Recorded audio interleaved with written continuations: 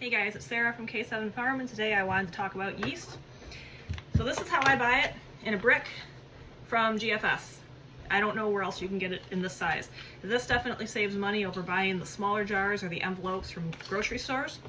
And even though it looks like it's coming in a solid brick, if you open it, it's just vacuum sealed.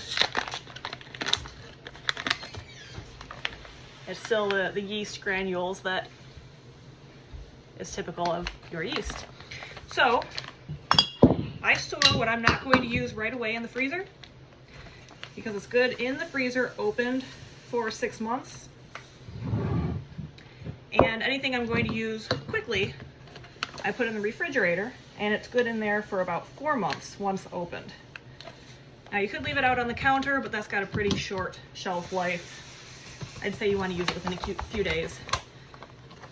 Now this is active dry yeast. I like using this because you want to ferment the yeast with the water and the sugar when you're making your baked products. I just think it lends an extra flavor to the baked product. You could use the instant rise yeast where you just add that right to your flour. You don't need to ferment anything. You can just add the yeast right to your flour and get to going on making your dough. So we use yeast pretty quickly in our house because I do a lot of baking, and we go through these bricks pretty quickly.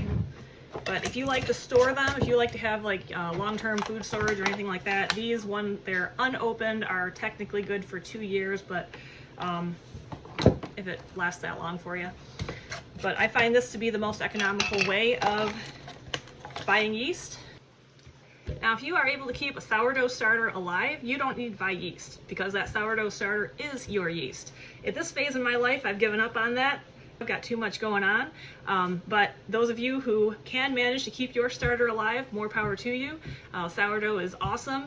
It does have a different taste than regular yeast bread, so I guess it all just comes down to preference, and I guess if you can keep your starter alive. So if you're able to keep your sourdough starter alive, you are awesome, you rock. More power to you.